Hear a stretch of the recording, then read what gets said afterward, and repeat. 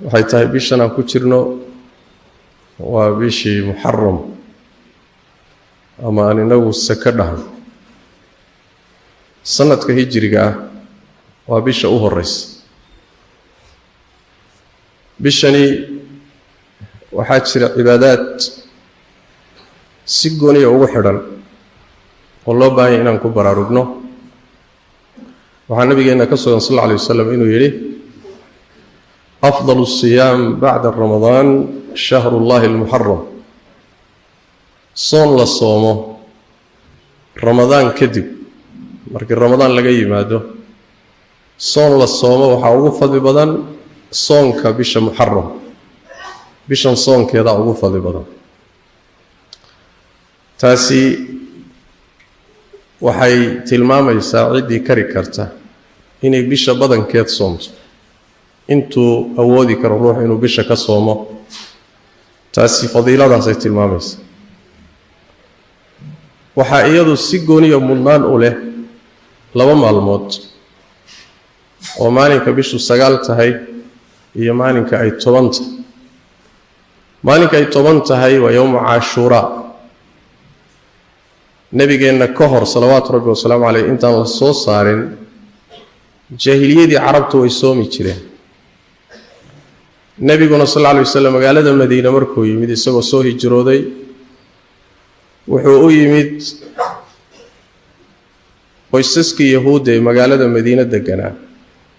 oo soomaya maalinkaas markaasuu weydiiyay maxaad u soomaysaan waxay yiraahdeen waa maalinkii Ilaahay Nabi Muuse badbaadiyay Fircawnna halaagay saas daraadeed baan u soomaynaa nabigu wuxuu sallallahu alayhi wasallam Nabi Muuse annaga idinka xigna annagana idinka xaq leh waa soomay nabigu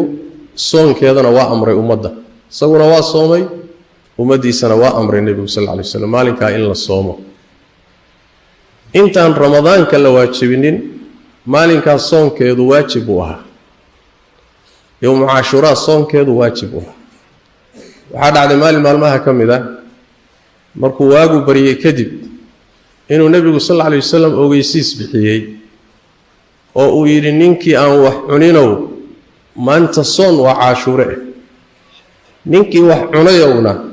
maalinka inta ku laaban soomano oo af hayso yani cunto danba ha cuni waxaadiista ay ka qaadanayaan inay waajib ahay ramadaan ka hor ramadaan markii la waajibiyay kadib waxay soonkeedu noqotay sunno noqday waajibnimadii baa laga soo dejiyay wuxuu noqday sunno cidii rabtana soomi cidii rabtana ay iska dayn karto waxa nabigeena sallallahu alayhi wasallam ka sugan marka maalinkaas yahuudu soomi jirtay isaguna soomay ummadana amray gadaal dambe nabigu sallallahu alayhi wasallam waxa uu yiri sanadka uu dhiman doono wax yarko dhimashadiisa wax yarko la in baqiitu ila qaabilin la asuumanna taasi'a nabi sallallahu alayhi wasallam hadaan gaaro sanadka soo socda waxaan soomi doonaa sagaalaadka bimaana maalinkii tobnaad oo dhaqan yahuuda iyo iyagu lagu arkay oo nabiguna waxay ahaan ugu yimid oo sida uu ku waafaqay ah yaa waxa gadaal ka yimid dhaqankii yahuuda iyo khilaafa iyo nasaarada nabigu sallallahu alayhi wasallam marka wuxuu yiri hadaan noolaado sanadka soo socdo oo gaaro sagaalaadkan soomi doonaa culimadu waxay ka fahmeen tobnaadkii meesha lagama saarine sagaalaadka iyo tobnaadka la isla soomaya oo Ashuraana waa la soomi maalinka ka horeysay sagaalaadkana waa la soomaya si loo khilaafo yahuuda loo khilaafo waxa labaad oo nabigu inoo sheegay sallallahu alayhi wasallam soomka la soomayo waa amaladii la qabanayay ayaamaha soo socda soomka la soomayo bishan Muharram guud ahaanba inuu yahay soomka ugu fadli badan bacda ramadaan حديث صحيح مسلم كسجن من حديث أبي هريرة نبي عليه الصلاة والسلام وحول أفضل الصيام بعد رمضان شهر الله المحرم أي صيام شهر الله المحرم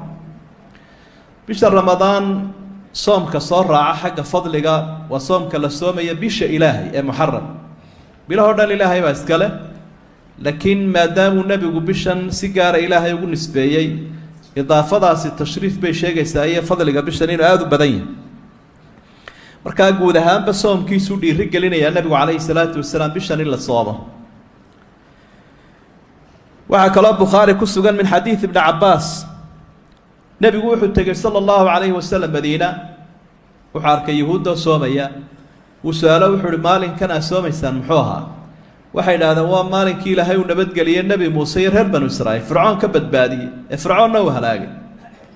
sidaa daraaddeed baanu u soonnay annagoo weyneynayna rasuulku sala allahu calayhi wasalam wuxuu uhi dee anaaba nebi muuse idinka xigoo dee ambiyadii ilaahay baanu isku nahay iyo islaamkii ila iyagu waa gaaloobeen reer banu israa'iil markaasuu nebigu soomay ummaddii asxaabtana wuxuu faray inay soomaan soomka la soomayo cashuuraa culammadu waxay tilmaamaan berigii hore inuu waajib ahaa amarkaa uu nebigu bixiyey sala allahu calayhi wasalam intii aan ramadaan la waajibinin soomka waajibkii halka ramadaan ku jiraa wuxuu ahaa maalinkaa muxaram 10 ay tahay in la soomo yowmu cashuuraa loo yaqaano markii ramadaan ilaahay uu waajibiyey ayaa maalinkaa waajibnimadii laga nasakhayo sunna ayuu noqday waa naskun ilaa badalin ahqala min alawal shayga idhaahdaan culamaa ulusuul ka dambe lagu nasakhay kii hore ayaa ka culays badan inkastuu xagga ajriga ka badan yahay arrinta labaada jirtaa waxa weeye fadlu siyaami cashuuraa markuu rasuulku ka warramayay sala allahu calayhi wasalam maalinka soo socday cashuuraa soomkiisa waxa uu ihi siyaamu yowmi cashuuraa axtasibu cala allahi an yukafira alsanata alatii qablah xadiidkii muslim waxaan ilaahay ka rajaynayaa ama aan ajri kaga doonayaa inuu igaga dhaafo maalintaa cashuuro soomkeeda sanadkii hore wixii dembi ahaa ee dhacay ibnu cabbaas allaha ka raali noqday isaguna wuxuu yihi maan arag nebi moxamed sala allahu calayhi wasalam yataxaraa siyaama yowmin fadalahu calaa gayri ilaa hada alyowm wa hada shahr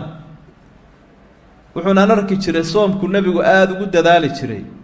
si aanu ayaamaha kale ugu dadaali jirin cashuuruha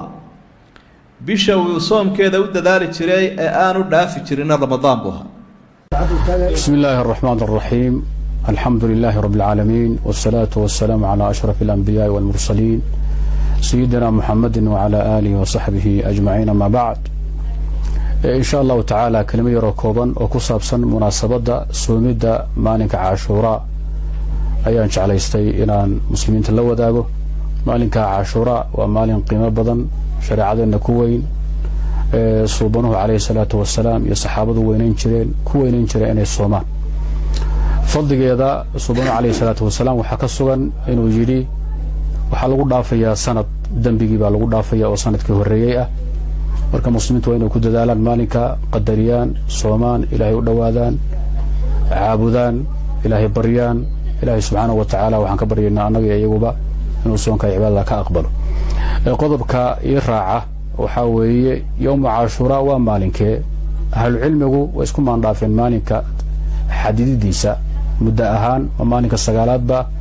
mise waa maalinka 10aad ee bisha muxaram ama zaka ee soomaalida u taqaan في صحيح مسلم وحاكسوغان حديث ابن عباس وتلمامية يوم عاشوراء إن ويهي مالك السقالات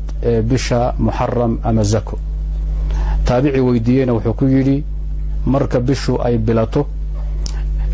ترسو واغا مركب بريو مالك السقالات واغا كبريانا الله سمنها كو بريو كاسا يوم عاشوراء سداسو النبي يالي جري سداسو ابن عباس